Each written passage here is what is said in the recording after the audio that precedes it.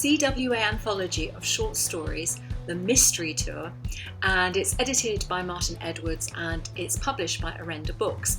The authors were approached to write something about the unifying theme of travel and to set their stories in some intriguing locations.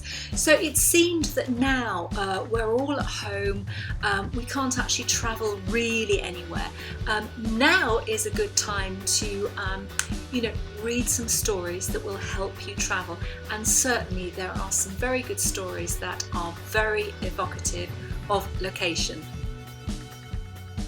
The idea of a collection of short stories is actually a very good one because I recognise quite a few of the authors who'd contributed to this, but one or two I hadn't come across before. And if you find someone who writes in a style that really appeals to you, then you can go on and find some of their other work and in that way discover some new writing. So these stories take you around the world. There are a couple set in America, some in Europe, Kiev, some Tahitian islands I think, and there's one in Dubai set against the sparkling backdrop of all these glittering towers.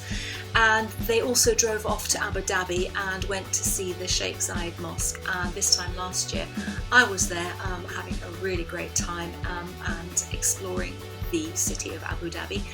And so it helped me engage with my own experiences that I cannot replicate now because we can't travel.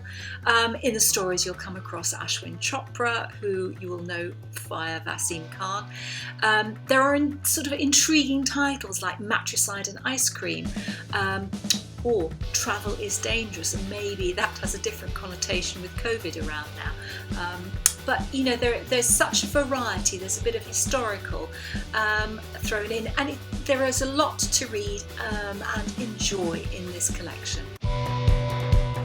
When it comes to intriguing titles, The Naked Lady of Prague is quite a stonker, and this is seeing the city through the eyes of a tour guide, so it really takes you right into the city, and it makes a good story. There is a murder included.